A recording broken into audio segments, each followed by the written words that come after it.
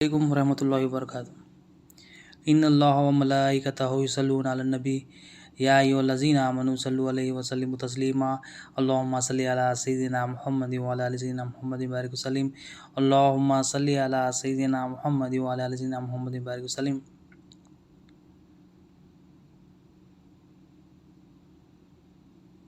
अल्लाहुम्मा सल्लि अला सय्यिदिना मुहम्मदिन व अला आलि सय्यिदिना मुहम्मदिन बारिक वसल्लिम अल्लाहुम्मा सल्लि अला सय्यिदिना मुहम्मदिन व अला आलि सय्यिदिना मुहम्मदिन बारिक वसल्लिम। अल्लाह ताला का बेइंतहा फजल व करम है कि उसने हमें नबी करीम सल्लल्लाहु अलैहि वसल्लम की उम्मत में पैदा फरमाया और पैदा होने का फ़ख्र इनायत फरमाया। अल्हम्दुलिल्लाह ये फ़ख्र रश की अंबिया निकला। मज़ीद बराए करम हुआ कि अल्लाह ताला ने कुरान जैसी नेमत से वाबस्ता फरमाया, औलिया अल्लाह के दामन से वाबस्ता फरमाया और ईमान की तजदीद के लिए हमें यहाँ जमा फरमाया। हुज़ूर गौसुस सखलैन रज़ियल्लाहु अन्हु, आपका ज़िक्र अल्लाह ताला ने बुलंद किया क्योंकि आपके पास क्या है, अल्लाह ताला की पहचान थी, नबी करीम सल्लल्लाहु अलैहि वसल्लम की पहचान थी। जो अब आने का मकसद था मखलूक के, वो आपने पूरा किया। तो अल्लाह ताला ने आपका ज़िक्र तमाम लोगों के दिलों में अल्लाह ताला ने आपकी मोहब्बत को डाल दिया।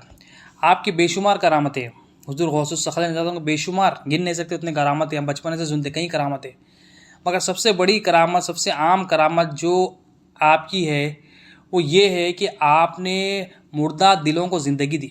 बेशुमार आपकी करामतें हैं, मुर्दों को ज़िंदा किया, बेशुमार गिन नहीं सकते, हम सुन रहे हैं। मगर असल जो करामत थी आपकी ये थी कि आपने जो है मुर्दा दिल को ज़िंदगी दी।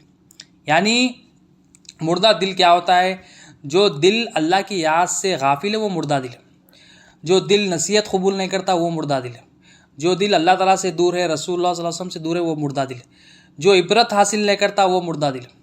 जो दुनिया की तरफ माइल है, दुनिया से मोहब्बत करता है, वो मुर्दा दिल है। जो ख्वाहिशों की तरफ लगा हुआ है वो मुर्दा दिल है। तो ये ऐसे दिल को आपने बंदों को क्या किया? ऐसे दिल को जो नबी करीम सल्लल्लाहु अलैहि वसल्लम का मिशन था कि बंदों को रब से जोड़ना, वो जब नबी करीम सल्लल्लाहु अलैहि वसल्लम की जो फ़िक्र थी कि बंदों को रब से जोड़ने की, वो फ़िक्र को आपने आम किया, वो फ़िक्र पर आपने काम किया।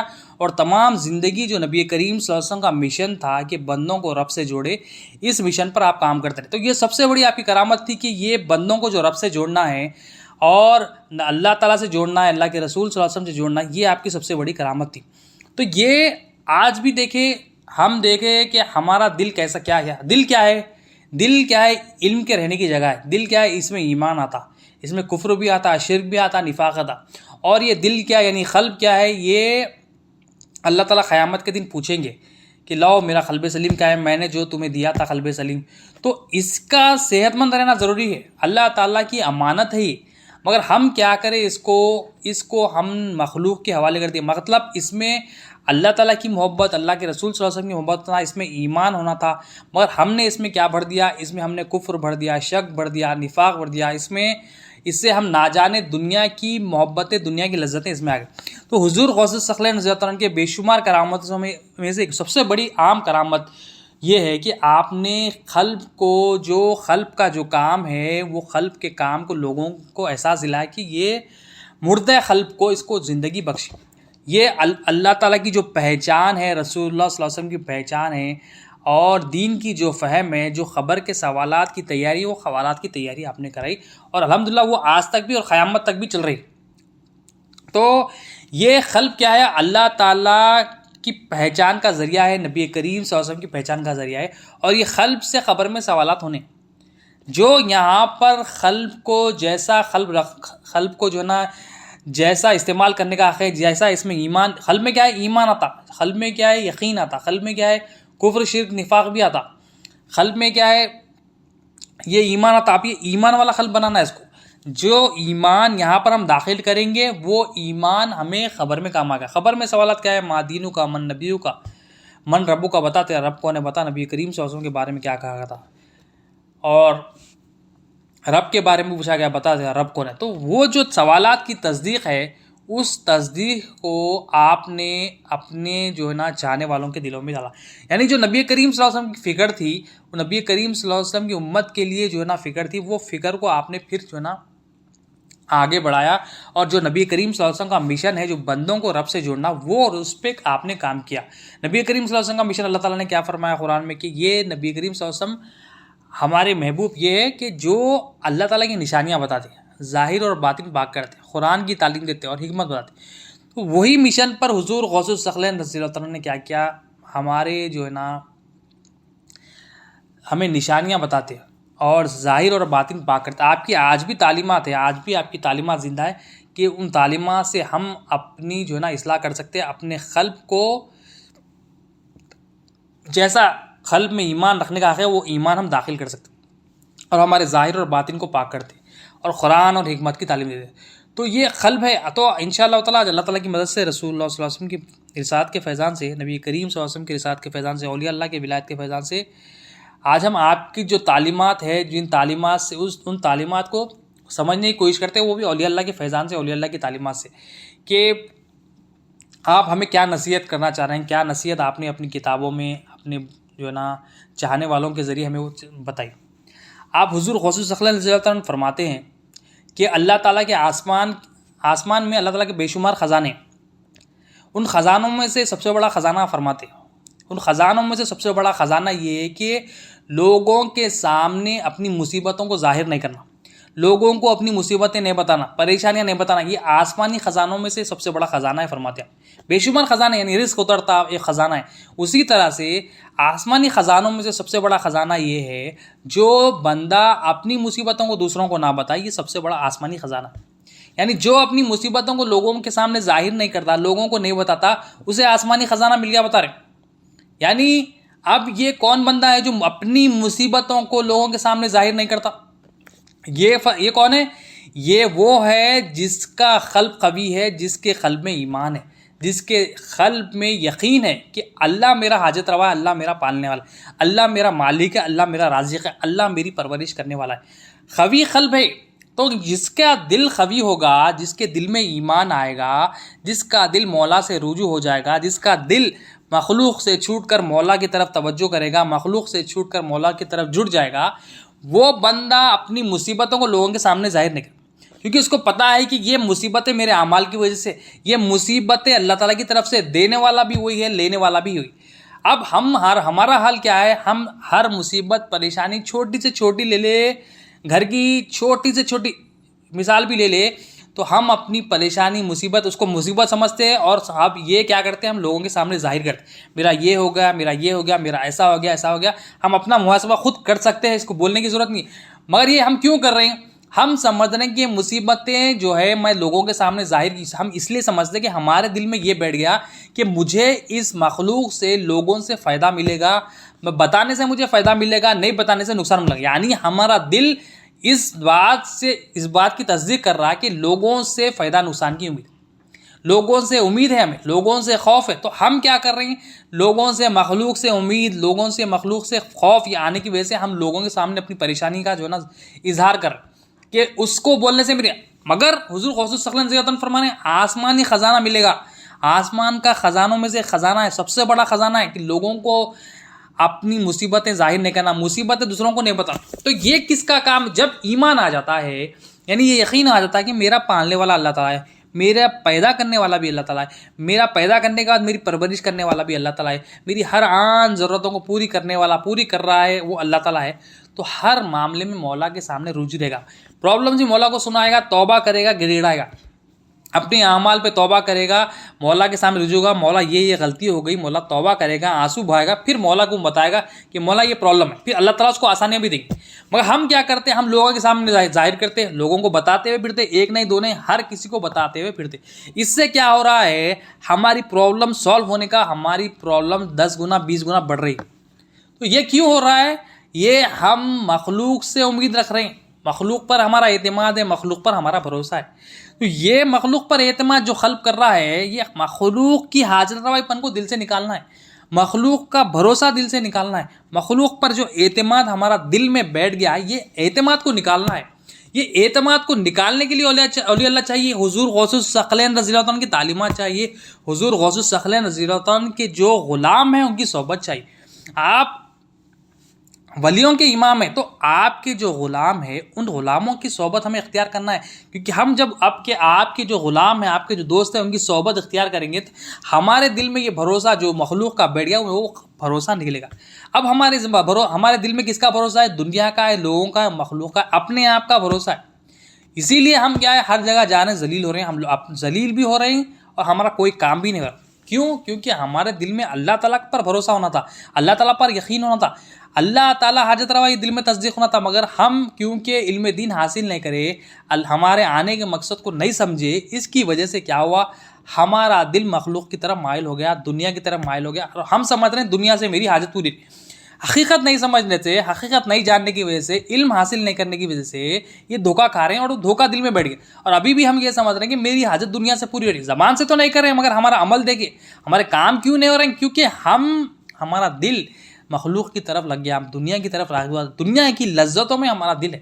دیکھیں، چیک کریں تو حضور خصوص صلی اللہ علیہ وسلم فرما رہے ہیں کہ جو بندہ مصیبتوں کو لوگوں کے سامنے نہیں بتاتا، دوسروں کے سامنے نہیں بتاتا، اس کو آسمان کے خزانوں میں سے سب سے بڑا خزانہ مل گیا۔ تو اور آپ بتاتے ہیں کہ اور ایک قول آپ کا بتاتے ہیں کہ آپ فرماتے ہیں تو اپنے سارے کام مولا کے حوالے کر دے، اور اللہ نے تجھے جو حکم دیا وہ کام میں لگ جا۔ آپ کا قول ہے الفتح الربانی میں، یہ آپ کے تمام قول آپ کی کتابوں سے، یہ اولیاء اللہ کی تعلیمات سے، آپ فرماتے تو اپنے سارے کام مولا کے حوالے کر دے، اور جو اللہ نے تجھے حکم دیا وہ کام میں لگ جا۔ اب سارے کام حوالے کرنے سے پہلے اللہ نے کیا حکم دیا، پہلے وہ تو سمجھیں کہ اللہ تعالیٰ نے ہمیں کیا حکم دیا۔ اللہ تعالیٰ نے ہمیں کس مقصد سے پیدا کیا؟ تمام انسانوں کو، جناتوں کو مخاطب ہو کر اللہ تعالیٰ فرماتے ہیں وما خلقت الجن والانس الا لیعبدون، کہ ہم نے انسانوں کو، جناتوں کو اپنی عبادت کے لیے، اپنی پہچان کے لیے پیدا کیا۔ اللہ تعالیٰ ہمیں اپنی پہچان کے لیے، اپنی تعریف کے لیے، اپنے جاننے کے لیے پیدا کیا، کہ جانو کہ میں کیسا پرورش کر رہا ہوں، جانو پہچانو کہ میں کیسا رازق ہوں، جانو پہچانو کہ میں کیسا خالق ہوں، پہچان کے میری تعریف کرو، جان کے میری تعریف کرو، یہ اللہ تعالیٰ کا منشا ہے، یہ اللہ تعالیٰ کی مرضی ہے۔ تو حضور خصوص صلی اللہ علیہ وسلم فرماتے ہیں کہ تو جان، پہچان اللہ کو، پہچان اور یہ کام میں لگ جا۔ تو ہم دیکھ، کیا ہم یہ کام میں لگے ہوئے؟ ہم مخلوق کی پہچان میں لگے ہوئے، مخلوق کی غلط پہچان ہمارے دل میں آ گئی۔ ہم اللہ تعالیٰ کی پہچان ہمیں حاصل کرنا تھا، ہم کیا کریں، مخلوق کی طرف ہمارا دل چلے گیا، ہمارا دل میں مخلوق کی حاجت روائی پن آ گئی، ہم سمجھ رہے ہیں مخلوق سے میں پل رہا ہوں، اور دھوکے کھا رہے ہیں، دنیا کی محبت آ گئی، اور یہ ہمارے آنے کے مقصد سے غافل ہے، بالکل غافل ہے۔ تو یہ مقصد حیات کیا ہے؟ اللہ تعالیٰ کو پانا ہے، اللہ تعالیٰ کو پہچاننا ہے، اللہ تعالیٰ کو جاننا ہے۔ جانیں گے کیسے؟ علم سے جانیں گے۔ علم کون سا؟ لا الہ الا اللہ محمد رسول اللہ صلی اللہ علیہ وسلم۔ یہ علم سے ہمیں اللہ تعالیٰ کی پہچان ہوگی، رسول اللہ صلی اللہ علیہ وسلم کی پہچان ہوگی۔ بغیر علم کے ہم نہیں جانیں گے، ہم نہیں پہچانیں گے۔ تو آپ فرماتے تو لگ جا جو کام میں تجھ کو اللہ نے بھیجا، جس مقصد کے لیے تجھے پیدا کیا وہ مقصد میں کام کر، اور جو تمام تیرے معاملات ہیں مولا کے حوالے کر دے۔ مطلب تمام چیزیں جو کچھ ہے اللہ کے حوالے کر دے۔ مطلب کیا ہے؟ جو بھی تجھے پریشانیاں ہیں، جو بھی تجھے چیلنجز ہے، جو بھی تجھے چیلنجز آفس میں آ رہی، گھر میں آ رہی ہے، اور لوگوں کے سامنے آ رہی، پڑوسوں سے آ رہی، جو بھی ہو، تو مولا کے حوالے کر کے جو کام تجھے دیا گیا وہ کام میں لگ جا۔ تو کتنی پیاری بات آپ فرما رہے ہیں کہ اللہ نے جو کام دیا وہ کام کر لے، اور سارے کام مولا کے حوالے کر دے۔ تو اللہ جو کام کرے وہ کام کرنا، ہم اللہ کا کام لینا۔ اللہ کا اب فی زمانہ کیا ہے؟ اللہ کا کام ہم لے لیا۔ اللہ تعالیٰ فرمائے میں رازق ہوں، میں رزق دوں گا، مگر ہم کیا کر رہے ہیں؟ ہم رزق سمجھ رہے ہیں کہ میں میری کوشش سے کما رہا ہوں، میں میری کوشش سے کر سکتا ہوں یہ۔ اللہ تعالیٰ بولے میں رازق ہوں، نوکری چھوڑنا نہیں ہے، بزنس چھوڑنا نہیں ہے، ہر سارے کام کرنا ہے، مگر ہم کیا کر رہے ہیں؟ نوکری سے ہی میں پلنے والا ہوں، بزنس سے ہی میں پلنے والا ہوں، اگر یہ نہیں ہے تو میں برباد ہو جاؤں گا۔ سمجھ، ہمارے دل کا حال ہے، یہ دل کا یقین ہے، ہمارے دل کا عمل ہے۔ جائزہ لے لے اپنا کہ ہم یہ سمجھ رہے ہیں مخلوق سے، اسباب سے میں پڑھ رہا ہوں، مگر حضور خصوص صلی اللہ علیہ وسلم کیا فرما رہے؟ تو جو کام اللہ تجھے دیے وہ کام میں لگ جا، اور تمام معاملات اللہ کے حوالے کر دے۔ تو ہر کام اللہ کے حوالے کر دینا ہے، اور جو کام دیا وہ کام کرنا ہے کہ اللہ کو پہچاننا ہے۔ نوکری کر رہے ہیں تو نوکری میں پہچاننا ہے کہ اللہ تعالیٰ کیسا مالک ہے تو کیسا ہے، بزنس کر رہے ہیں تو دیکھنا ہے کہ اللہ تعالیٰ رازق ہے تو کیسا، ہر کام میں دیکھنا ہے، ہر کام میں دیکھ کے گواہی دینا ہے اشہد ان لا الہ الا اللہ و اشہد ان محمد عبدہ رسول۔ مولا تو ہی حاجت روا ہے۔ جو ہمارا آنے کا مقصد ہے وہ مقصد کو جاننا ہے، وہ مقصد کو پانا ہے، یا مقصد کو پورا کر کے جانا ہے۔ تو آپ فرماتے تو جو اللہ نے تجھے کام دیا وہ کام میں لگ جا، اور آپ فرماتے ہیں کہ تو اللہ تعالیٰ کو کیسا پہچانے گا جب تیرا دل صاف نہیں ہے، جب تیرا دل صاف نہیں ہے، جب تیرا دل پاک نہیں ہے، تو اللہ کی پہچان کیسا حاصل کرے گا؟ دیکھیں دل کی ٹریننگ دے رہے ہیں آپ، دل پہ آپ کی نظر. اب یہ دل کی ٹریننگ کیوں دے رہے ہیں، دل پہ بار بار بات کیوں آ رہی؟ کیونکہ اللہ تعالیٰ کی نظر، اولیاء اللہ فرماتے دن میں 300 سے زیادہ مرتبہ اللہ تعالیٰ نے دل پہ نظر کرتے. دل میں اس کے کیا ہے پریشانی آتی، دل میں کدھر متوجہ ہو رہا، کدھر اس کا دل مائل ہے، مخلوق کی طرف یا میری طرف. تو دل کو سنوارنے کے لیے ہمیں اولیاء اللہ چاہیے. دل کی زمین، دل ایک زمین ہے، اس میں ایمان کا بیج آنا ہے، اس میں اللہ کی محبت آنا ہے، اللہ کی پہچان آنا ہے، رسول اللہ صلی اللہ علیہ وسلم کی پہچان آنا ہے، رسول اللہ صلی اللہ علیہ وسلم کی محبت آنا ہے، یہ ہمارے دل میں ڈالنا ہے. مگر ہم کیا کریں، ہم یہ دل میں مخلوق کی محبت، مخلوق پر بھروسہ، مخلوق پر اعتماد ڈال دیں، مخلوق سے جو نا امید ہے اس میں ڈال دی. تو یہ آپ فرماتے ہیں تو کیسا پہچانے گا جب تیرا دل صاف نہیں ہے، پاک نہیں ہے. مطلب فرما رہے ہیں کہ تجھے اللہ کو پہچانا پہلے دل صاف کرنا. تو دل صاف کیسا ہوگا؟ دل صاف جو ہے نا، آپ کے گھر میں کوئی مہمان آتے ہیں تو آپ کیا کرتے ہیں؟ سب سے پہلے وہ جگہ کو صاف کرتے ہیں جہاں پر مہمان بیٹھنے والے. سب سے پہلے اولیاء اللہ مثال دیتے، اچھی مثال دیتے. گھر پہ فوراً امیڈیٹ کوئی مہمان آگے، بغیر فون کرے بغیر آگے آتے، آپ کیا کرتے ہیں؟ وہ جگہ جہاں پر ان کو بٹھانا ہے وہ جگہ صاف کرتے. اب یہاں پر دل اللہ تعالیٰ نگاہ کر رہے ہیں، اللہ تعالیٰ نبی کریم صلی اللہ علیہ وسلم لا الہ الا کی تصدیق ہونا ہے، اس میں لا الہ الا اللہ محمد رسول اللہ صلی اللہ علیہ وسلم کی تصدیق ہونا ہے. تو وہاں پر ہم صاف کسے کرنا ہے؟ ہمیں دل کو صاف کرنا ہے. دل صاف کرنا ہے، یہ اللہ تعالیٰ کے جو نیک بندے ہیں نبی کریم صلی اللہ علیہ وسلم کے وارثین کی، ان کی صحبت سے ہوگا. ان کی صحبت میں بیٹھیں گے تو اللہ تعالیٰ کا ذکر دیں گے، نبی کریم صلی اللہ علیہ وسلم کی درود کا ذکر دیں گے، استغفار دیں گے. ان کی صحبت سے دل کی صفائی ہوتے رہے گی. تو صفائی کرے تو آپ فرمائیں تو اللہ کی پہچان کیسا حاصل کرے گا جب تیرا دل صاف نہیں ہے، جب تیرا دل پاک نہیں. مطلب کیا ہے، جو مقصد حیات ہے اللہ کی پہچان، اللہ تعالیٰ کی معرفت، اس کو حاصل کرنے کے لیے دل کی صفائی ضروری ہے. دل کی صفائی ضروری ہے. اب یہ دل کی صفائی والوں کے لیے آپ ایک قول فرماتے ہیں کہ مبارکباد ہو اس شخص کے لیے. مبارکباد ہی دے رہے ہیں آپ. کس کو مبارکباد دے رہے ہیں؟ مبارکباد ہو اس شخص کے لیے جو نعمتوں کا اقرار کرے اور تصدیق کرے کہ یہ سب اللہ کی طرف سے، اور یہ نفس کی طرف سے نہیں ہے، یہ اسباب کی طرف سے نہیں ہے، اور میری قوت کی طرف سے نہیں. مبارکبادی دے رہے ہیں. کس کو مبارکبادی دے رہے ہیں؟ جو یہ تصدیق کر لیا کہ جو تمام نعمتیں ہیں وہ اللہ تعالیٰ کی طرف سے، اور یہ تمام نعمتیں یہ میری کسی اسباب کی طرف سے نہیں ہے، میری خود کی طرف سے نہیں ہے، اور میرے نفس کی طرف سے نہیں ہے، اور یہ میری قوت کی طرف سے نہیں. آپ مبارکبادی دے رہے ہیں. ہم مبارکبادی کیوں دے رہے ہیں؟ مبارکبادی اسی لیے دے رہے ہیں کہ اب بندہ یہ سمجھ رہا، اس کے دل میں صحیح تصدیق ہو گئی کہ یہ تمام جو بھی نعمتیں میرے پاس ہیں یہ مولا کی ہے، میری نہیں. یعنی اب مخلوق سے بے نیاز ہو کے مولا کا محتاج بن گیا. ہر چیز جو سمجھ رہا ہے مولا کی طرف سے، اس کے دل میں صحیح تصدیق ہو گئی. مبارکبادی پیش کر رہے ہیں. مبارکباد ہو اس کے لیے جو یہ سمجھے نعمتیں جو ہے اس کا اقرار بھی کر لیا، تصدیق بھی کر لیا، یہ نعمتیں اللہ کی طرف سے. اقرار اور تصدیق کیا ہے؟ ایمان کی شرطیں ہیں. اقرار باللسانی تصدیق بالقلب. زبان سے اقرار اور دل میں تصدیق کرنا، یہ ایمان کی شرطیں. ایمان مکمل تب ہوتا. اب نعمتیں اللہ تعالیٰ کی بے شمار ہے، آپ مبارکبادی دے رہے ہیں کہ بندہ تو تجھے مبارکباد ہو جس نے نعمتوں کو اقرار بھی کیا اور یہ تصدیق کر لیا کہ تمام کی تمام اللہ کی طرف سے ہے، اور یہ نفس کی طرف سے نہیں ہے، قوت کی طرف سے نہیں ہے، اور نہ ہی اسباب کی طرف سے. یہ مبارکبادی دے رہے ہیں. جس طرح شادی میں مبارکباد دیا جاتی ہے کہ مبارکباد ہو، شادی میں کیا ہے، یعنی جوڑا بن گیا، یہ ایک دلہا دلہن مل گئے تو مبارکباد دی جاتی. اسی طرح سے آپ مبارکبادی کیوں دے رہے ہیں؟ کیونکہ بندہ اب رب سے جڑ گیا. بندے کا تعلق، بندے کا جو رشتہ ہے، جو مخلوق سے بندے کا جو رشتہ تھا وہ چھوٹ کر وہ مولا سے جڑ گیا.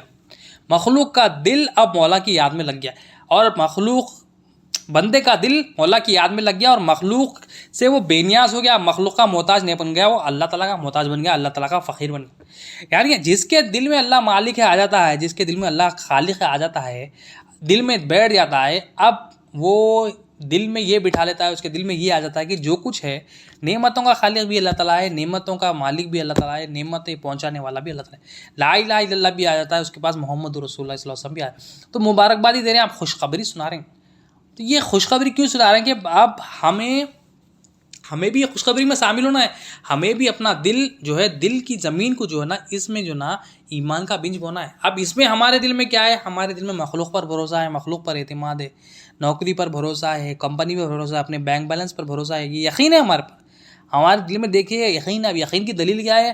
ہمارا عمل چیک کرے. ہمارا عمل فوراً کچھ پریشانی آتی، دل کدھر مائل ہو رہا.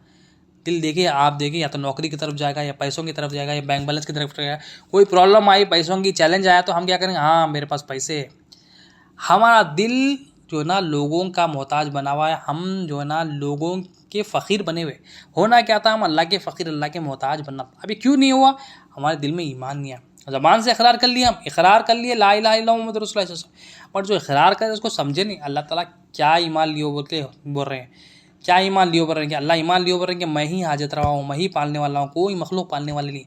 تو ہمیں ایمان سیکھنا ہے. ایمان آنے کا ذریعہ لا الہ الا اللہ محمد رسول اللہ صلی اللہ علیہ وسلم. ایمان آتا ہے علم لا الہ الا اللہ سے. ایمان کے معنی جاننا ہے, یقین کرنا ہے. جانتا پن یقین علم سے آتا ہے, علم کی تصدیق سے آتا ہے. تصدیق کیسا ہوگی, تحقیق سے, یعنی ریسرچ جانتا پن سے ہوگی. تو تصدیق کے لیے تحقیق شرط سے, تحقیق یعنی لا الہ الا اللہ کی تحقیق ہو, محمد رسول اللہ صلی اللہ علیہ وسلم کی تحقیق ہو, قرآن سے تحقیق ہو, حدیث سے تحقیق ہو, اولیاء اللہ کے اقوال سے, تجربے سے, مشاہدے سے تحقیق ہو. جب جا کے ہمارے دل میں جو نا لا الہ الا اللہ کی جو نا تصدیق ہوگی, پھر ایمان والے بنیں گے. پھر ہم بھی جو مبارکبادی جو حضور غوث الثقلین رضی اللہ عنہ دے رہے ہیں اب جو اللہ کے بندوں کو, ہم بھی اس میں شامل ہو جائیں گے.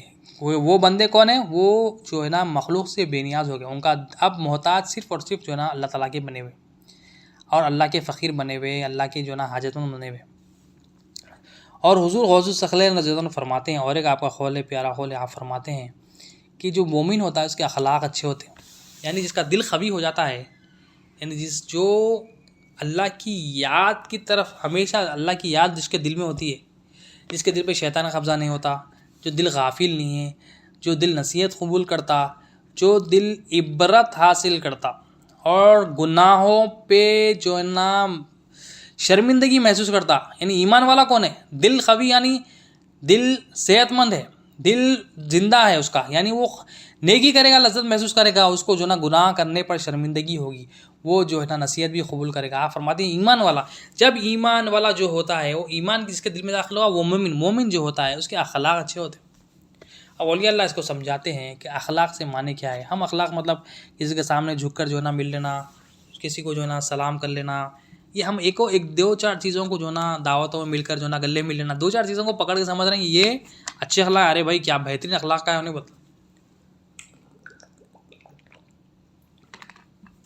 ہماری انڈرسٹینڈنگ کا اخلاق ہے. اصل اخلاق آپ اولیاء اللہ فرماتے سب سے پہلے بندے کے جو اخلاق ہو وہ اللہ تعالیٰ سے صحیح ہو, پھر نبی کریم صلی اللہ علیہ وسلم سے صحیح ہو, پھر اولیاء اللہ سے صحیح ہو, پھر ماں باپ سے, رشتہ داروں سے, دوست سے, احباب سے پھر صحیح ہو.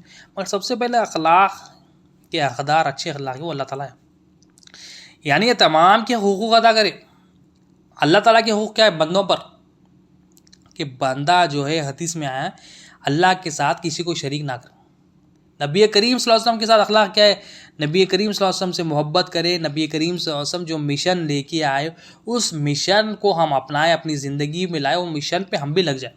نبی کریم صلی اللہ علیہ وسلم کا مشن یہی تھا کہ بندے رب سے جڑ جائے. تو پہلے تو اللہ سے اخلاق اچھے ہو. اخلاق کیا ہے, یہ اللہ تعالیٰ سے مطلب اللہ کے ساتھ کسی کو شریک نہیں کرنا. لا الہ الا اللہ سیکھنا, سمجھنا, لا الہ الا اللہ کو دل میں ڈالنا. لا الہ الا اللہ جب دل میں آ جائے گا, مخلوق کی حاجت روائی پر نکلے گی اور اللہ کی حاجت روائی پر دل میں تصدیق. دل سے تعلق رکھتا, اصل چیز جو ہے دل ہے, اصل چیز جو اللہ تعالیٰ دیکھتے ہیں وہ دل ہے, قلب ہے ہمارا. اور قیامت کے دن پوچھیں گے قلب, خبر میں کام آئے گا قلب, دنیا میں سکون ملے گا قلب, ایمان آئے گا قلب میں, صبر شکر دل سے تعلق رکھتا. تو دل بڑا امپورٹنٹ ہے, قلب جو ہے نا بڑا ویری امپورٹنٹ جو ہے نا چیز ہے. تو جو مومن ہوتا ہے اس کے اخلاق اچھے ہوتے ہیں. تو سب سے پہلے اولیاء اللہ فرماتے ہیں اخلاق پہلے اللہ سے اچھے ہو, پھر نبی کریم صلی اللہ علیہ وسلم سے, پھر اولیاء اللہ سے اچھے ہو. اولیاء اللہ سے اخلاق کیا کہ نبی کریم صلی اللہ علیہ وسلم کے وارثین ہیں, اس کا ادب کرے, ان کا ادب کرے, ان کا احترام کرے کہ یہ آپ صلی اللہ علیہ وسلم کے وارثین ہیں, نبی کریم صلی اللہ علیہ وسلم کے مشن کو بتانے والے, مشن کو آگے بڑھانے والے. کیونکہ نبی کریم صلی اللہ علیہ وسلم نے ارشاد فرمایا کہ میری امت کے علماء بنی اسرائیل کے انبیاء کے برابر ہے, اور انبیاء کی وراثت درہم دینار نہیں ہوتی, علم دین ہوتی ہے. تو علم دین وراثت ہے. تو نبی کریم صلی اللہ علیہ وسلم کی وراثت پانے والوں میں حضور غوث الثقلین رضی اللہ عنہ. تو آپ فرما رہے ہیں مومن کے اخلاق اچھے ہوتے ہیں, تو آپ یہ ہمیں بتا رہے ہیں کہ تم بھی مومن بن جاؤ. تم جب مومن بن جاؤ گے تو تمہارے اخلاق بھی اللہ سے اچھے ہو گے. اخلاق سے مانے اللہ سے اخلاق بھی اچھے رکھ لو, نبی کریم صلی اللہ علیہ وسلم سے اخلاق بھی اچھے. ہمیں اولیاء اللہ سے اخلاق اچھے رکھنا ہے مطلب جو اولیاء اللہ جو تعلیمات لے کر آئے، جو تعلیمات ان کو ملی، جو اللہ کی پہچان، رسول اللہ صلی اللہ علیہ وسلم کی پہچان ان کو ملی، وہ پہچان کو ہم بھی پائے، اللہ کی یاد جو انہیں ملی وہ بھی ہم پائے، ہم بھی اللہ کو یاد کرنے والے بنے، نبی کریم صلی اللہ علیہ وسلم پر درود پڑھنے والے بنے، توبہ کرنے والے بنے، اور ہم بھی جو ہے نا اللہ تعالیٰ جو مقصد حیات کے لیے ہمیں پیدا کیا وہ مقصد کو پانے والوں میں ہمارا نام آ جائے۔ تو یہی مشن ہے۔ اور پھر ماں باپ سے اخلاق اچھے ہو، پھر جو ہے نا رشتہ داروں سے اچھا۔ تو سب سے پہلے اخلاق اللہ تعالیٰ سے اچھا ہونا۔ تمام مخلوق سے آپ کے اخلاق اچھی جی حضوری ہے، اچھا بات کر رہے ہیں، اچھی ہیلپ کر رہے ہیں، مگر آپ کا عقیدہ ہی درست نہیں ہے، اللہ تعالیٰ سے جو اخلاق ہونا ہے وہی اخلاق نہیں ہے، مخلوق کے محتاج بنے ہوئے، مخلوق کے فقیر بنے ہوئے، دل میں جو نا مخلوق کی حاجت روائی بنے، مخلوق پر بھروسہ ہے، مخلوق کے محتاج بنے ہوئے اور مخلوق کے فقیر بنے ہوئے، ہر لمحہ جو ہے نا مخلوق کی فکر، مخلوق کے سامنے گڑ گڑانا، مخلوق کے سامنے عاجزی، مگر اللہ تعالیٰ سے اخلاق اچھے نہیں ہیں۔ یہ کیا ہے؟ یہ اللہ سے اخلاق سب سے پہلے اچھے ہونا۔ ہاں پوری دنیا سے آپ کے اخلاق اچھے ہو، ظاہری اخلاق جو ہم سمجھ رہے ہیں وہ اگر اچھے ہو، مگر اللہ تعالیٰ سے آپ کے اخلاق نہیں ہے تو وہ بے فائدہ ہے۔ اخلاق پہلے سب سے پہلے جو حق ہے وہ اللہ تعالیٰ کا ہے، وہ اللہ تعالیٰ سے اخلاق اچھے ہو۔ تو آپ فرماتے ہیں مومن کے اخلاق اچھے ہوتے ہیں۔ مومن کون ہے؟ جس کے دل میں ایمان آتا ہے۔ تو ایمان بڑا امپورٹنٹ ہے۔ ایمان آتا ہے لا الہ الا اللہ محمد رسول اللہ صلی اللہ علیہ وسلم سے ایمان آتا ہے۔ یہ لا الہ الا اللہ کہاں ملے گا؟ یہ اولیاء اللہ کی صحبت سے ملے گا، نبی کریم صلی اللہ علیہ وسلم کے غلاموں کی صحبت سے ملے گا۔ اب ہمارے اندر اکڑ ہے کہ میں اولیاء اللہ کے پاس کیوں جاؤں، میں قرآن حدیث پڑھ لیتا ہوں، بولتے یہ ہماری اکڑ ہے۔ شیطان بھی اکڑا تھا، شیطان کی بھی اکڑ تھی، آج بھی اکڑ رہا ہو، مگر اس کا ٹھکانہ کیا ہے؟ مردود ہوا، ملون ہوا، لعنتی ہوا۔ تو ہم دیکھیں، ہم کسی بات پہ اکڑے نا، ہم جو ہے نا نبی کریم صلی اللہ علیہ وسلم کی جو وارثین ہیں ان کے سامنے سر کو خم کر دے، ان کے سامنے اپنے آپ کو حوالے کر دے، حوالے کر کے یہ تعلیمات حاصل کرے، یہ علم حاصل کرے، یہ فہم حاصل کرے، کیونکہ ملے گا تو اسباب سے ہی ملے گا۔ دینے والی ذات تو اللہ تعالیٰ کی ہے، مگر پہنچانے والے نبی کریم صلی اللہ علیہ وسلم پہنچائے گا، اللہ کے حبیب صلی اللہ علیہ وسلم اپنے وارثین سے پہنچائیں گے، اولیاء اللہ سے پہنچائیں گے۔ اولیاء اللہ میں کون سب سے بڑے سردار جو ہے نا حضور غوث الثقلین رضی اللہ عنہ، یہ آپ کی جو ہے نا امت پر نبی کریم صلی اللہ علیہ وسلم کی جو ہے نا آپ پر جو ہے نا آپ کی کرم نوازی ہے کہ آپ نے جو ہے نا یہ کام کیا کہ امتیوں کو اللہ تعالیٰ سے، اللہ کے رسول صلی اللہ علیہ وسلم سے جوڑا۔ تو یہ حضور غوث الثقلین رضی اللہ عنہ فرمانے مومن کے اخلاق اچھے ہوتے ہیں، اور آپ فرماتے ہیں کہ تو علم دین سے دنیا کی پہچان ہوگی، علم دین سے دنیا کی پہچان ہوگی۔ اب ہم دیکھیں، ہم آج جو پہچان میں لگے ہوئے، ہم تو اصل میں تو جو نا حقیقت سے واقف نہیں ہے مخلوق کی، کیونکہ علم دین حاصل نہیں کرنے۔ علم دین حاصل کرے تو ہمیں جو نا اللہ کی پہچان بھی ہوگی۔ اصل علم دین جو حضور غوث الثقلین رضی اللہ عنہ نے بتائے، اصل علم دین کیا ہے؟ جس سے ظاہر اور باطن پاک صاف ہو، وہ اصل علم دین ہے۔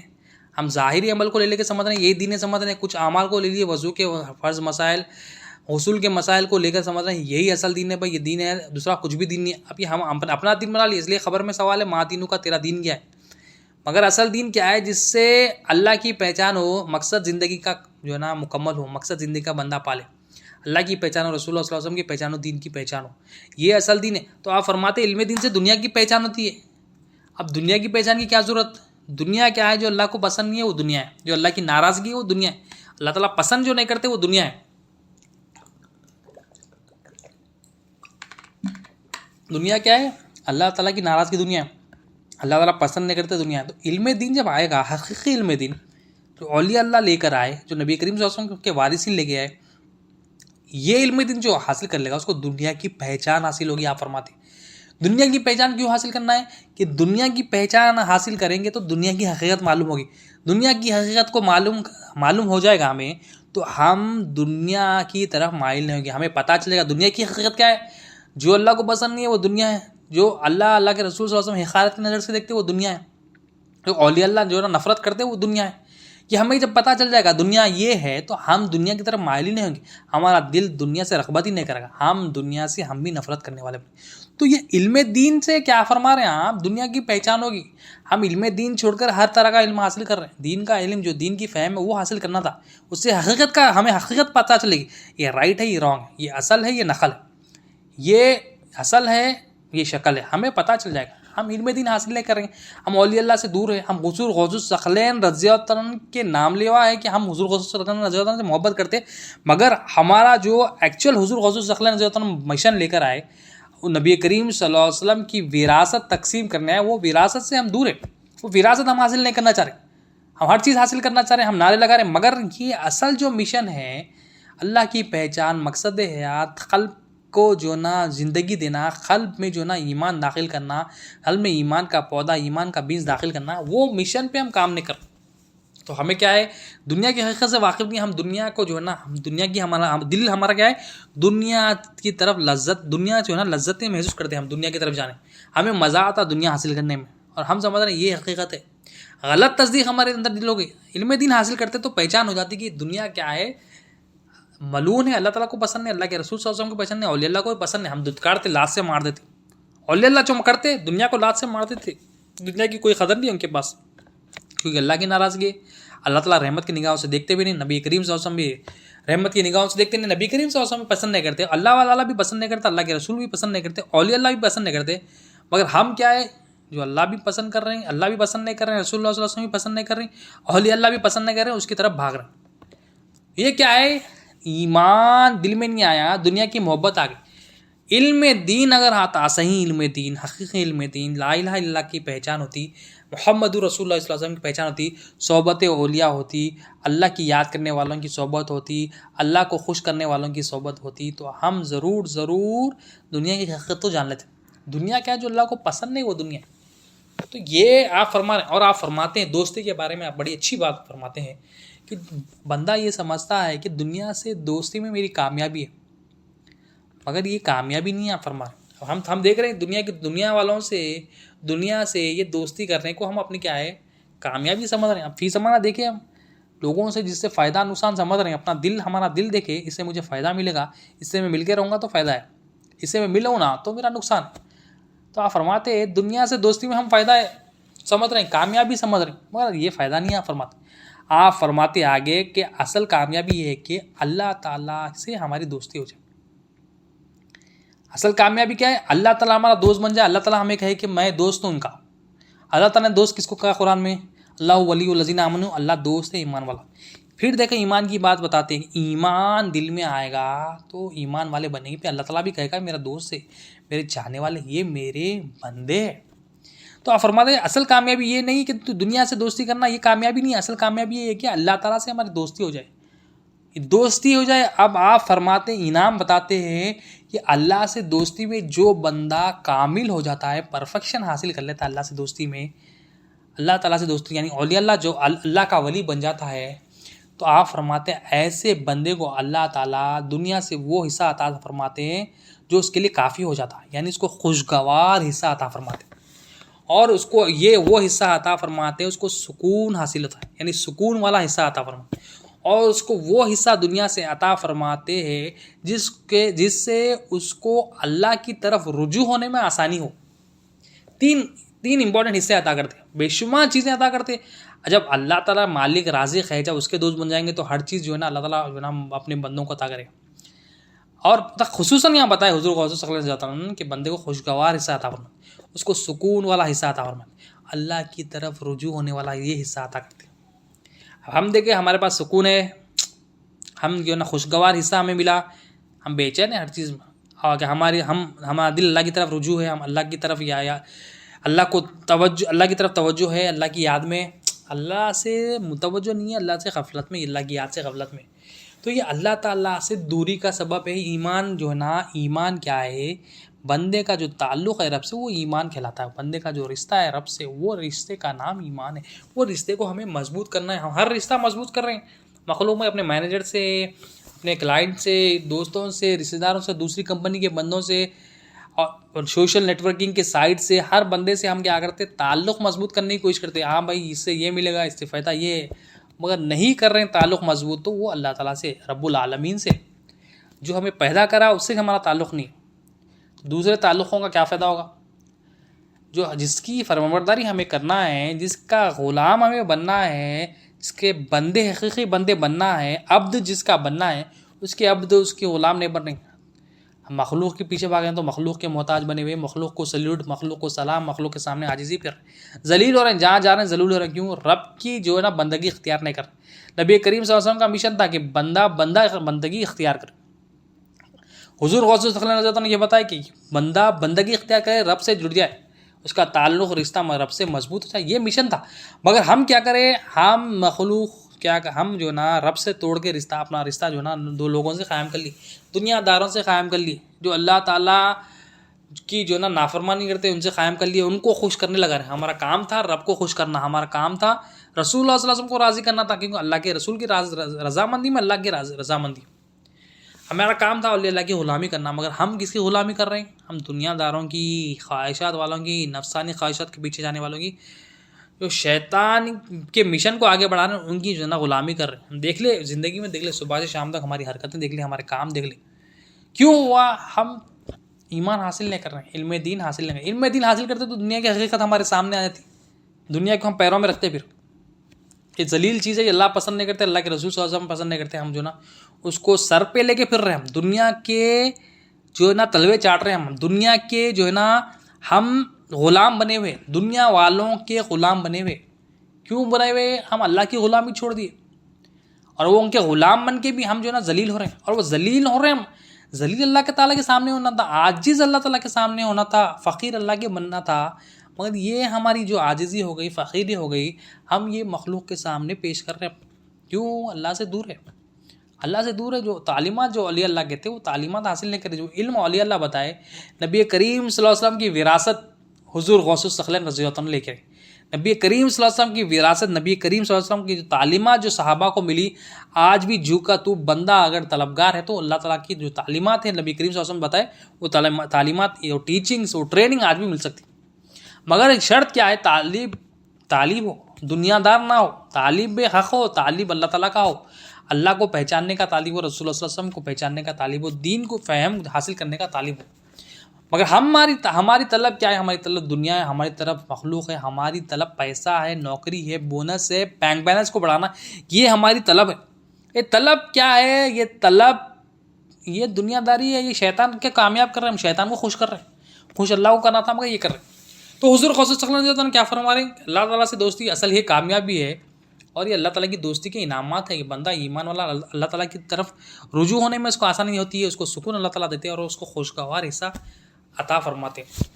اور حضور غوث الثقلین رضی اللہ عنہ اور ایک قول فرماتے ہیں، آپ بڑا پیارا قول ہے، آپ فرماتے ہیں مومن کا جو عمل ہوتا ہے وہ ظاہر سے بھی ہوتا ہے، باطن سے بھی ہوتا ہے۔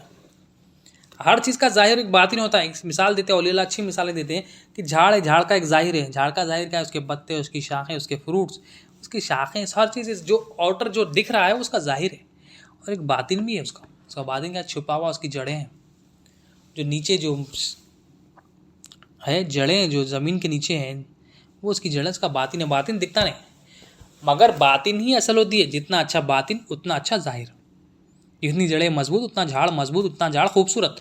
اسی طرح سے آپ فرماتے ہیں مومن کا جو عمل ہوتا ہے ظاہر سے بھی ہوتا ہے، باطن سے بھی ہوتا ہے۔ ہم دیکھیں ہمارا عمل کس سے ہے؟ ایمان والے کا تعلق جسم سے ہوتا ہے اور قلب سے بھی ہوتا ہے، یعنی ہمارا آج فی زمانہ اگر ہم عمل دیکھیں تو ہمارا صرف زبانی ہو گیا، اقرار ہو گیا، ہمارا کوئی عمل دل سے نہیں ہے، اللہ معاف کرے۔ اب یہ تعلیمات سے ہمیں حاصل کرنا ہے کہ ہمارا عمل بھی دل سے ہو، ہمارا عمل بھی قلب سے ہو، ہم بھی مولا کے سامنے قلب اور جسم کے ساتھ حاضر ہو، ہم بھی مولا کی طرف دعا کریں کہ مولا ہمارے دل کو، قلب کو جو ہے نا یہ جیسا ایمان کے ساتھ عمل کرنے کا حکم ہے ویسا ایمان کے ساتھ عمل ہم کریں، جس دل کو اور حاضر کر کے عمل کرنا ہے ویسا عمل ہم کریں، دل کو حاضر کر۔ تو آپ فرماتے ہیں مومن کا عمل جو ہے نا ظاہر سے بھی ہوتا، باطن سے بھی ہوتا۔ ظاہر سے بھی کرتا ہے وہ، یعنی نماز پڑھ رہا ہے، ظاہر سے کیا ہے؟ نماز پڑھتے ہیں، روزہ رکھتے ہیں، زکوٰۃ اور حج ادا کرتے ہیں۔ پھر یہ جو نماز ادا کر رہا ہے وہ پھر دل بھی حاضر رہتا ہے اس کا، یہ روزہ رکھ رہا ہے وہ دل بھی حاضر رکھتا ہے، اور جو زکوٰۃ اور حج دے رہا ہے یہ دل بھی حاضر رکھتا ہے۔ مطلب دل حاضر رکھنے سے مراد کیا ہے؟ اس کو احساس ہوتا ہے کہ مولا مجھے دیکھ رہا ہے۔ دل حاضر رکھنے سے مراد یہ ہے کہ وہ مولا کی طرف متوجہ ہو کے کام کرتا ہے، وہ دل اس کا بیزار نہیں ہوتا ہے، وہ کوئی کام زبردستی نہیں کرتا، یعنی جسم بھی حاضر ہوتا ہے، دل بھی حاضر ہوتا ہے۔ تو یہ ظاہر کیا ہے؟ جسم ہے، باطن اس کا ہمارا قلب ہے۔ تو ظاہر عمل کے درستگی کے لیے باطن کا صاف ہونا ضروری ہے، باطن کا پاک ہونا ضروری ہے۔ جب تک ہمارا باطن پاک نہیں ہوگا ہمارا ظاہر کوئی بھی اللہ کے پاس قبول نہیں ہوگا، کیونکہ جب تک جڑیں جھاڑ کی مضبوط نہ ہو تو جھاڑ کا ٹھہرنا نہیں، وہ تھوڑی دیر میں گر جائے گا، تھوڑے دن میں، تھوڑے مہینے میں گر جائے گا، کیونکہ اس کی جڑیں مضبوط نہیں ہیں۔ اسی طرح سے جب ہمارا قلب جو ہے نا قوی نہیں ہے، قلب میں ایمان نہیں ہے، قلب میں ایمان کا بیج نہیں ہے، اور ہم توبہ کرنا پسند نہیں کر رہے تو ہم اس سے کیا ہوگا، اس سے یہ ہوگا کہ ہمارا جو ظاہری عمل ہوگا وہ ضائع ہو جائے گا. نماز پڑھیں گے ضائع ہو جائے گا، روزہ زکوٰۃ حج پیسے خیرات کریں گے، پڑوسیوں کو دیں گے، لاکھوں خرچ کر دیں گے دین کے نام پر بول کر، مگر ایمان ہی نہیں ہے اس میں. ایمان کا یقین ہی نہیں ہے کہ یہ جو بھی ہے نعمتوں کا مالک اللہ تعالیٰ ہے، ہر چیز کا مالک اللہ تعالیٰ ہے، دینے والا اللہ تعالیٰ ہے، سب اس کا ہے، تو اسی کا ہے، تو اسی کے حکم سے ہم دے رہے ہیں. اب یہ یقین ہی نہیں ہے، اپنا سمجھ کے بیٹھے تو دل میں کیا ایمان آئے گا، اپنے آپ پر یقین رہے گا. لوگوں کا سمجھیں گے تو لوگوں کا یقین ہو جائے گا، لوگوں کا اعتماد آئے گا. تو لوگوں پر اعتماد ہے دل میں، اپنے آپ پر اعتماد ہے، اپنے آپ پر بھروسہ ہے، اپنے آپ پر یقین ہے، تو کیا ہوگا، اس کی وجہ سے ہمارا جو عمل، جو ظاہری عمل ہم کر رہے وہ عمل ضائع ہو جائے گا، وہ عمل بیکار ہو جائے. تو آپ فرماتے ہیں مومن کا جو عمل ہے وہ جسم سے، ظاہر سے بھی ہوتا ہے اور باطن سے بھی ہوتا ہے. آپ فرماتے ہیں، اور آپ فرماتے ہیں حضور غوث الثقلین رضی اللہ عنہ کے نفس کے بارے میں بتاتے ہیں. نفس کیا ہوتا ہے، آپ پہلے بتاتے ہیں. نفس کا جو ہے نا حق ہوتا ہے، ایک حصہ ہوتا ہے. آپ فرماتے ہیں نفس کا حق بھی ہوتا ہے، حصہ بھی ہوتا ہے. جب تم نفس کا حق دو گے تو وہ برباد نہیں ہوگا، وہ جو ہے نا سلامتی کے ساتھ سلامت رہے گا.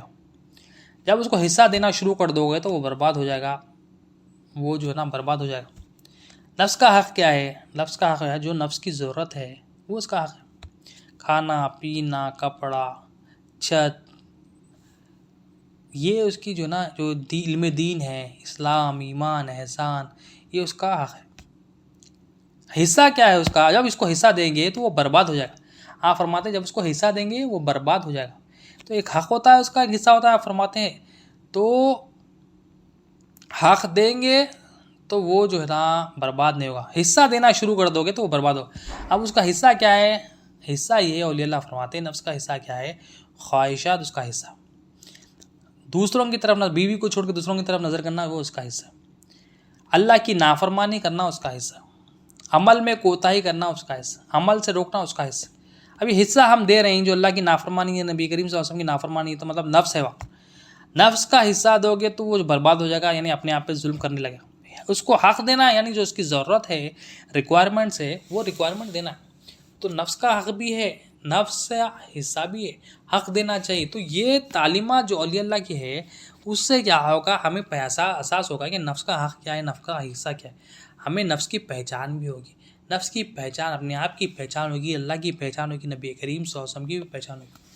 اور حضور غوث الثقلین رضی اللہ عنہ اور ایک بات فرماتے ہیں، اور ایک آپ کا قول بڑا پیارا قول ہے. آپ فرماتے ہیں دینداری کا ڈیفینیشن آپ فرماتے ہیں کہ دیندار کون ہے. آپ فرماتے ہیں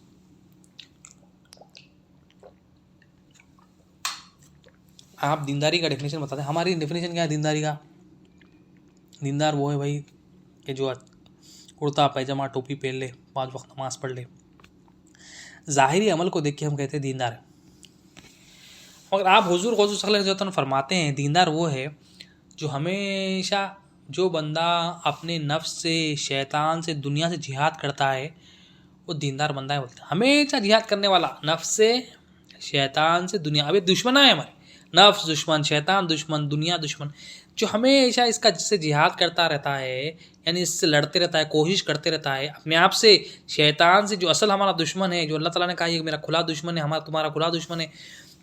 دنیا جو اللہ کو پسند نہیں، یہ اس سے جو جہاد کرتا ہے، اس سے جو لڑتا ہے، یہ آپ فرماتے ہیں یہ اصل دیندار بندہ ہے، ہمیشہ جو اس سے لڑنے والا ہے.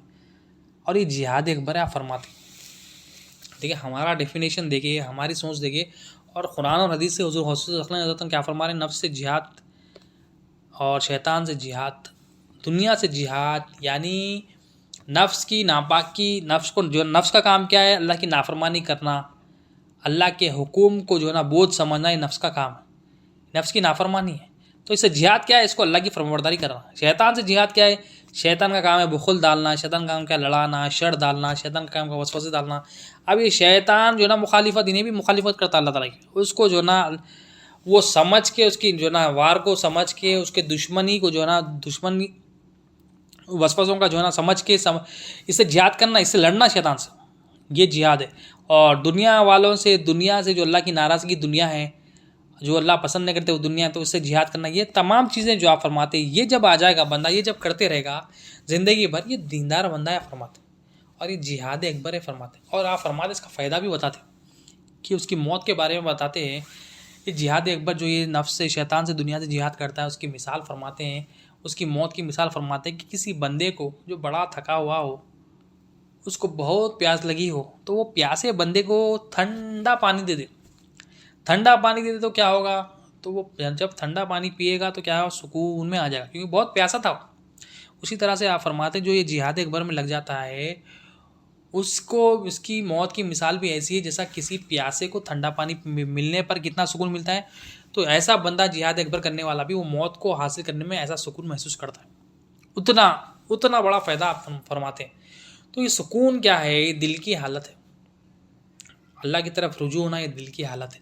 نفس سے جہاد، نفس سے لڑنا، اپنے آپ سے جو نا یہ شیطان سے لڑنا، یہ دنیا سے جو نا دنیا کی طرف دل مائل نہیں ہونا، یہ جہاد میں لگے ہوئے رہنا. یہ کیا ہے؟ جب کب ہوگا؟ جب اولیاء اللہ کی تعلیمات جب آئے گی، اولیاء اللہ کی صحبت جب آئے گی، اولیاء اللہ کی ٹریننگ جب حاصل کریں گے تو یہ جہاد میں، یہ کوششوں میں لگیں گے. جہاد کا یہ کوشش ہے کہ ہم اپنے آپ جو ہے نا نفس سے لڑے، شیطان سے لڑے، دنیا سے جو ہے نا دنیا کی محبت اپنے دل کو، دنیا کی لذتیں اپنے دل میں آنے نہ دیں. یہ ہے. اور حضور غوث الثقلین رضی اللہ عنہ فرماتے ہیں کہ جو بندہ ایمان حاصل کرتا ہے، کفر حاصل کرتا ہے، اس کا فائدہ نقصان اسی کو ہے. اس کا فائدہ نقصان نہ اللہ کو ہے نہ اللہ کے رسول صلی اللہ علیہ وسلم. یعنی ہم ایمان والے بنیں گے تو فائدہ ہمارے لیے آپ فرماتے ہیں. ہم کفر کریں گے تو نقصان ہمارا خود ہے، اللہ کا نقصان نہیں ہے، اللہ کے رسول صلی اللہ علیہ وسلم کا کوئی نقصان نہیں ہے. ہاں ہم ایمان لا لے، ایمان سیکھ لے، ایمان سمجھ لے تو اللہ تعالیٰ راضی ہو جائیں گے، اللہ کے رسول صلی اللہ علیہ وسلم راضی ہو جائیں گے، اللہ تعالیٰ راضی ہو جائیں گے کہ یہ میرا بندہ ایمان والا بن گیا. اللہ کے رسول صلی اللہ علیہ وسلم راضی ہو جائیں گے، خوش ہو جائیں گے کہ یہ میرا امتی جو میں مشن لے کر آیا تھا وہ مشن میں جو نا کامیاب ہوگا. خبر اس کی کامیاب کر لیا، آخرت اس کی کامیاب کر لی. تو یہ حضور غوث الثقلین رضی اللہ عنہ کا جو مشن تھا، یہ اللہ تعالیٰ سے بندوں کو جوڑنا، بندوں کی آخرت کو سنوارنا، یہ مشن تھا. یعنی سب سے بڑا مشن میں سب سے بڑا رول کیا ہے؟ یہ دل کا رول ہے. تو آپ فرماتے ہیں ایمان حاصل کرنے والے کا اس کا ہی فائدہ ہے، کفر حاصل کرنے والے کا اسی کا نقصان ہے، کہ دوسروں کا کس کا بھی فائدہ نقصان نہیں ہے. ہم ایمان والے بن جائیں گے تو ہمارا خود فائدہ ہے، ہماری آخرت سنور جائے گی، دنیا بھی سنور جائے گی. ہم یقین والے بن جائیں گے، ہم اللہ سے مانگنے والے بن جائیں گے، اللہ کے سامنے گڑ گڑانے والے بن جائیں گے. ہمیں مخلوق کے سامنے عاجزی کرنے کی ضرورت نہیں پڑے گی، مخلوق کے فقیر بننے کی ضرورت نہیں پڑے گی، مخلوق کے سامنے گڑ گڑانے کی بھی ضرورت نہیں پڑے گی. تو یہ ایمان لا دیں گے تو ہمارا خود کا فائدہ ہے. اور اس حضور غوث الثقلین رضی اللہ عنہ فرماتے ہیں کہ آپ کا قول ہے کہ جس کا دل اللہ کی یاد سے غافل ہے اس پہ شیطان کا قبضہ ہے. جس کا دل اللہ کی یاد سے غافل ہے. اب اللہ کی یاد سے غافل مطلب غفلت میں ہے دل دنیا کی طرف مائل ہے. دل پہ شیطان کا قبضہ مطلب دل میں نہ اللہ کی پہچان ہے، نہ رسول اللہ صلی اللہ علیہ وسلم کی پہچان ہے، نہ دین کی فہم ہے. جب یہ نہ ہو، جب یہ صحیح پہچان نہ ہو تو یہ صحیح پہچان نہ ہونے کی وجہ سے غلط تصدیق ہو جاتا. غلط جو نا ہم حقیقت کو نہیں جانتے، حقیقت کو نہیں جاننے سے غلط تصدیق ہو جاتا ہے کہ مخلوق سے میں پل رہا ہوں، مخلوق کا محتاج ہوں، مخلوق کا فقیر بن جاتے ہیں.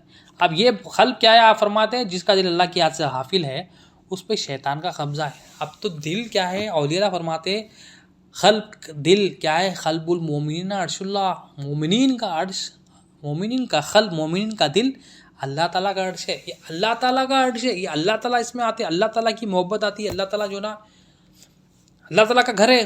مومنین کا دل اللہ تعالیٰ کا عرش ہے، اللہ تعالیٰ کا گھر ہے. مگر ہم کیا کریں؟ اس پہ شیطان کو قبضہ ہے. اس پہ ہماری گھر کی کوئی زمین ہو، آزو بازو پڑوس میں کہیں دور بھی ہو، ہم کیسی حفاظت کرتے اس میں جو نا باؤنڈریز لگاتے، بڑی زمینیں، مہنگی زمینیں، کروڑوں کی زمینیں ہم جو نا چور اچکوں سے جو نا لینڈ گریبر سے جو نا حفاظت سے رکھتے، باہر بورڈ لگاتے، آس پاس والوں کو جو نا کھلاتے پلاتے کہ بھائی میری کسی بندے کو ہائر کرتے کہ بھائی میری زمین کی ذرا حفاظت کرو. اپنی جو زمین ہے، دنیا کی زمین ہے، اس کی حفاظت ہمیں پتہ ہے کیسا کرتے ہیں ہم حفاظت. پیسہ پورا لگائے تھے، حالانکہ وہ عارضی ٹرانسفر ہونے والی ہے، مرنے کے بعد کسی اور کو چلے جاتی ہے، پھر وہ کسی کے پاس ہمیشہ کے لیے رہنے والی نہیں ہے. عارضی زمین ہے، عارضی پیسے ہو جو بھی ہے، مگر ہم کیسی حفاظت کرتے اس سے؟ حفاظت کرنا ہے، منع نہیں ہے، مگر کیسی حفاظت کرتے آپ دیکھیں دنیا میں اس کی فکر ہوتی ہے. ہم عبادت بھی کرتے ہیں تو فکر وہیں، دل وہیں لگے ہوا رہتا. ہم سو کے اٹھتے ہیں تو فکر وہیں رہتی ہے، ارے میں زمین کا کیا ہے کہ ذرا دیکھ کے آتا ہوں. ہفتے میں جا کے آتے، 4 ہفتے میں جا کے آتے. دنیا میں ایسا ہے، ہر جگہ ایسی ہوتی ہے. مگر اللہ تعالیٰ کی زمین ہے، خلق کیا ہے؟ یہ زمین ہے. اب یہ زمین کی ہمیں کوئی فکر ہی نہیں ہے، اس پہ شیطان کا قبضہ ہے، اس پہ دنیا کا قبضہ ہے، اس پہ نفس کا قبضہ ہے، خواہشات کا قبضہ ہے. یہ دل دنیا کی طرف مائل ہے، غفلت میں ہے، اللہ کی طرف توجہ نہیں ہے، یہ عبرت حاصل نہیں کرتا، نصیحت قبول نہیں کرتا، گناہوں کی لذتیں، دنیا کی لذتیں، گناہوں کرنے پر شرمندگی نہیں ہے، سکون بھی نہیں ہے، بے چین ہے۔ اب یہ کیا ہے؟ شیطان کا قبضہ ہے اس دل پہ، اللہ کی یاد سے غافل ہے۔ اگر اللہ کی یاد سے جو دل غافل ہے تو یہ سزائیں ہیں، یعنی قلب پر عذاب ہے۔ قلب پر عذاب کیا ہے؟ نصیحت قبول نہیں کرنا، یہ قلب پہ عذاب ہے۔ یہ عبرت حاصل نہیں کرنا، قلب پر عذاب ہے۔ گناہوں میں لذتیں محسوس کرنا، یہ قلب پر عذاب ہے۔ نیکیوں کر کے بھی خوش نہیں ہونا، نیکیوں میں لذتیں محسوس نہیں کرنا، یہ قلب پر عذاب ہے۔ اللہ سے محبت نہیں کرنا، قلب پر عذاب ہے۔ نبی کریم صلی اللہ علیہ وسلم کی محبت نہیں ہونا، قلب پر عذاب ہے۔ لوگوں کے لیے آسانیاں نہیں پیدا کرنا، یہ قلب پر عذاب ہے۔ مطلب ہم ہر ایک اپنے اوپر مشکلیں جب آتی ہے تو ہم اپنے اوپر بھی مشکل کر دیتے ہیں، ظلم کرتے ہیں، لوگوں پہ بھی ظلم کرتے ہیں۔ تو آپ فرماتے ہیں جو دل اللہ کی یاد سے غافل ہے وہ دل پہ شیطان کا قبضہ ہے۔ تو دیکھیے ہم اللہ کی دی ہوئی زمین پہ، ہماری جو زمین اللہ نے ہمیں دی امانتاً، ہماری زمین پہ شیطان کا قبضہ ہے، یعنی شیطان جیسا چاہے ویسا اس کو استعمال کر رہا۔ اس پہ یہ زمین پہ ایمان کا بیج بنا تھا، عمل کا جو ہے نا خوبصورت پودا آنا تھا، نماز کی شاخیں ہونا تھا، صبر کی شاخیں، شکر کی شاخیں جو ہونا تھا، اللہ سے امید کی شاخیں ہونا تھا، اللہ پر بھروسہ، اللہ کے خوف کی شاخیں ہونا تھا۔ مگر ہمارے دل میں کیا ہے؟ شک کا بیج ہے، کفر کا بیج ہے، شرک کا بیج ہے، نفاق کا بیج ہے۔ کیوں؟ کیونکہ ہمارا دل دنیا کی لذتوں میں لگ گیا، دنیا کی محبت ہمارے دلوں میں آ گئی، دنیا کا بھروسہ ہمارے دل میں آ گیا۔ کیونکہ ہم اولیاء اللہ سے دوری ہے، اولیاء اللہ کے پاس جانے ہم ہچکچاتے ہیں، اولیاء اللہ کے سامنے ہم سر جھکانے جو ہے نا شرمندگی محسوس ہو رہی، نہیں بھائی اولیاء اللہ کی کیا ضرورت ہے، قرآن حدیث کافی ہے۔ یہ دھوکہ ہے سب سے بڑا، کیونکہ قرآن کو سمجھنے کے لیے اللہ تعالیٰ کیا فرماتے ہیں؟ متقی کا ہونا ضروری ہے۔ اور تقوی والا کب ہوگا؟ جب بندہ اسلام حاصل کرے گا، ایمان حاصل کرے گا، احسان حاصل کرے گا، جب جا کے بندہ تقوی والا بنے گا۔ تقوی والے کے لیے پھر قرآن سمجھنا آسان۔ ہم تقوی والے ہیں، پھر تقوی والوں کو بھی حکم ہے کہ اللہ کے بندوں کی صحبت اختیار کرے، اللہ کے جو خاص بندے ان کی جو ہے نا صحبت اختیار کرے، ان کی صحبت سے دور نہ ہو۔ مگر ہم بھی اسلام میں ہی ہیں، ہم صحیح مسلمان بننا ہے ہمیں بھی، پھر ایمان اپنے قلب کو جو ہے نا سنوارنا ہے، قلب کی زمین کو سنوارنا ہے۔ اس پہ شیطان کا قبضہ ہے، شیطان کے قبضے کو ہٹانا ہے، شیطان کو اپنی زمین سے ہکالنا ہے، مار کے ہکالنا ہے۔ مگر ہم جو اصل دشمن ہے اس کو بھول گئے، تو بھولنے کی وجہ سے کیا ہوا؟ غفلت میں لگ گئے، دنیا کی طرف مائل ہو کے ہمارا دل جو ہے نا اللہ والوں کے پاس جھکتا نہیں، اللہ والوں کے پاس جا کر علم حاصل کرنے سے جو ہے نا یہ دل ہم جو ہے نا اکڑتے، ہمارا نفس آ جاتا کہ نہیں میں کیوں حاصل کروں، قرآن ہے میرے پاس، حدیث ہے۔ اب دھوکے میں قرآن حدیث ہے، پھر ہمیں جو آنے کا مقصد ہے وہ پورا نہیں ہوگا۔ قرآن بھی سمجھنا ہے تو اولیاء اللہ چاہیے۔ قرآن اولیاء اللہ کی ضرورت کیوں ہے؟ اللہ والے ہی فرماتے ہیں جس طرح ہمیں روٹی کپڑا مکان کی ضرورت ہے، اسی طرح سے ہمیں اللہ تعالیٰ کے بندوں کی اولیاء اللہ کی حاجت ہے۔ اولیاء اللہ کیا کرتے؟ علم دین دیتے، علم دین کی فہم دیتے۔ یہ دین کی فہم آ گئی تو اللہ کی پہچان ہوگی، دین کی فہم آ گئی تو رسول اللہ صلی اللہ علیہ وسلم کی پہچان ہوگی، دین کی پہچان ہوگی تو دین کی پہچان بھی ہوگی، دین کی فہم بھی حاصل ہوگی۔ تو یہ دین کی خبر کا سوال ہے، تیرا رب کون ہے، تیرا دین کیا ہے، اور نبی کریم صلی اللہ علیہ وسلم کے بارے میں کیا کہا کرتا تھا۔ تو اولیاء اللہ سے جیسا ہی چھوٹے ہم، شیطان کا قبضہ ہمارے دل پہ آ گیا، دل میں شک آ گیا، پریشانیاں آتی، مولا کے نہیں، جو مخلوق ہے، مخلوق کے محتاج بنے ہوئے، مخلوق کے سامنے گڑ گڑا رہے، مخلوق کے فقیر بنے ہوئے، آج تک بھی وہی ہماری نمازیں، وہی روزہ، وہی جو بچپن میں کرتے، وہی کاموں میں لگے ہوئے۔ اولیاء اللہ سے دشمنی، اولیاء اللہ سے بغض کیا ہے؟ یہ کیا ہے؟ شیطان کا قبضہ لے کے آتی دل۔ یہ ضد جو ہم کر رہے ہیں اولیاء اللہ سے دور ہو کر، ہم سمجھ رہے ہیں کہ اولیاء اللہ سے دوری نہیں میرا فائدہ ہے، جو غلط فہمی ہمارے دل میں آ گئی، وہ جو غلط فہمی ہمیں جو نا بڑا نقصان میں لے کے جائے گی۔ تو حضور صلی اللہ علیہ وسلم کیا فرما رہے ہیں؟ آپ فرمائیں جو دل اللہ کی یاد سے غافل ہوتا ہے وہ غافل دل شیطان کا قبضہ ہے، تو اس پہ اللہ تعالیٰ آنا ہے، اللہ کا قبضہ نہ، رسول اللہ صلی اللہ علیہ وسلم کا قبضہ نہ ہے۔ اور آپ فرماتے ہیں، حضور غوث الثقلین رضی اللہ عنہ فرماتے ہیں کہ جب تو مخلوق کا امتحان لے گا تو پہچان لے گا مخلوق تیری دشمن ہے۔ جب تو مخلوق کا امتحان لے گا تو پہچان لے گا کہ مخلوق تیری دشمن ہے۔ اب اور آپ آگے فرماتے ہیں تو مخلوق کا امتحان کیسا لے گا؟ تو تیرے پاس تو دل ہی نہیں، دل تیرے پاس نہیں۔ اس کی دلیل آپ فرماتے ہیں کہ تو عبرت حاصل نہیں کرتا، تو نصیحت قبول نہیں کرتا، تیرا دل عبرت، تیرا دل حاصل نہیں کرتا، غور و فکر نہیں کرتا۔ یہ دلیل فرما رہے ہیں آپ۔ دل نہیں رہنے کی وجہ سے دل ہے مگر غفلت میں ہے، غور نہیں کرتا، فکر نہیں کرتا، نصیحتیں کو قبول نہیں کرتا، عبرت حاصل نہیں کرتا، غفلت والا دل، یعنی دل عذاب میں ہے۔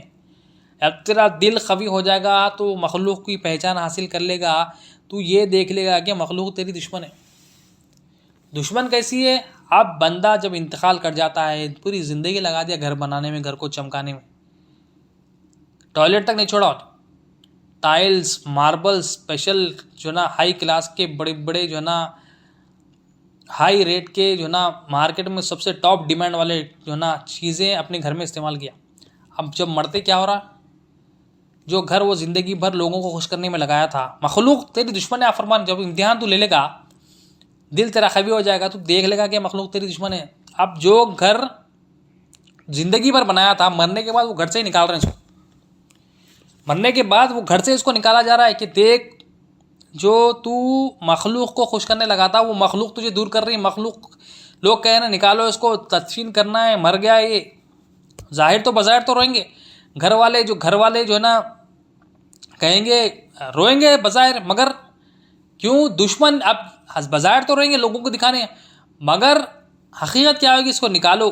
اب جب زندگی تھی تو اچھی طرح سے ملتے تھے لوگ، اچھی طرح سے سلام کرتے تھے کیونکہ سمجھتے تھے کہ اس کو مل کے رہنا ہمیں فائدہ ہے. اب مر گیا تو کوئی دیکھنے والا نہیں ہے. اللہ تعالیٰ اصل ہمارا دوست ہے، اللہ تعالیٰ ہمارا حاجت روا، اللہ تعالیٰ ہمارا مالک ہے. زندگی میں بھی ہماری حفاظت کرنے والا اللہ تعالیٰ ہے، اور موت کے بعد بھی آسانی دینے والا اللہ تعالیٰ ہے. خبر کے سوالات کے جوابات دینے والے میں آسانیاں دینے والا بھی اللہ تعالیٰ ہے. ہماری ہر حاجت کو پوری کرنے والا اللہ تعالیٰ ہے. تو ہم اللہ تعالیٰ سے دوستی رکھیں. ہم مخلوق کے جو مخلوق میں بھی دوستی کس سے کرنا ہے؟ جو نبی کریم صلی اللہ علیہ وسلم کے وارثین ہیں ان کی صحبت اختیار کرنا ہے، جو اللہ کی یاد میں لگے ہوئے ہیں اور خود ہمیں بھی اللہ کی یاد میں لگا دیتے ہیں. ہمیں اس کی طرف جو نا ان کی طرف ان کی صحبت میں جانا ہے، ان کی جو نا غلامی اختیار کرنا ہے. جو ہمیں اللہ سے ملا دے ان کی صحبت میں جانا ہے.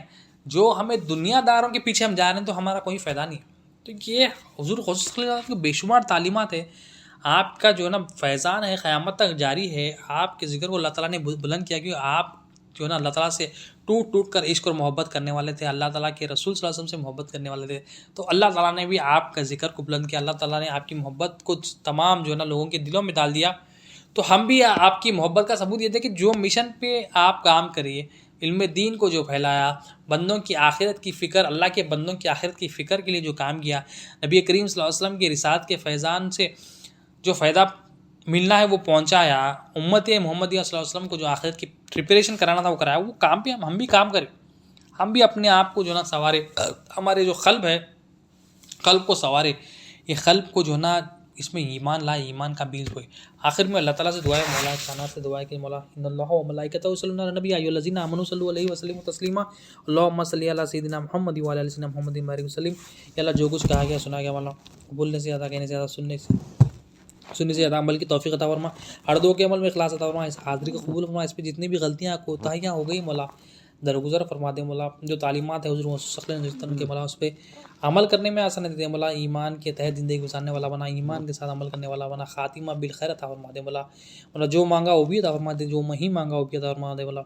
جو بھی غلطی ہو گئی، کوتاہیاں ہو گئی، لغزش ہو گئی، میں توبہ کرتے معاف فرما دے مولا. اللہم صلی علی سیدنا محمد وعلی آل سیدنا محمد وبارک وسلم. سبحان ربک رب العزۃ عما یصفون وسلام علی المرسلین.